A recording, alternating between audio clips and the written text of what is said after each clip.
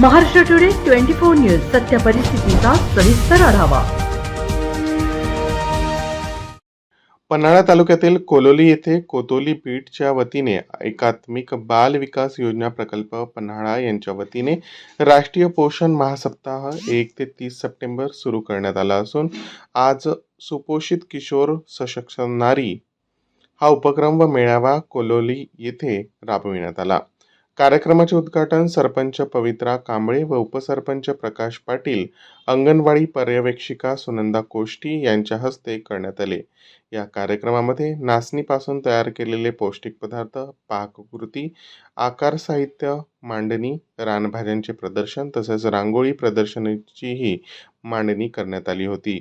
यावेळी प्रवेशिका सुनंदा कोष्टी, उपसरपंच प्रकाश पाटील, कोतोली प्राथमिक आरोग्य केंद्राचे आरोग्य अधिकारी डॉक्टर गीते यांनी मार्गदर्शन केले। दरम्यान अंगणवाडी सेविका व मदतनीस यांनी सेल्फी पॉइंट, पोषण मटका यांचे सादरीकरण केले।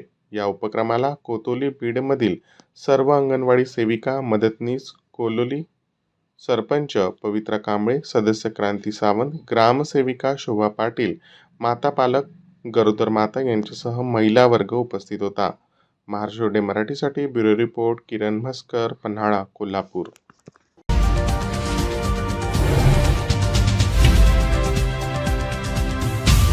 महाराष्ट्र टुडे 24 न्यूज सत्य परिस्थितीचा सविस्तर आढावा।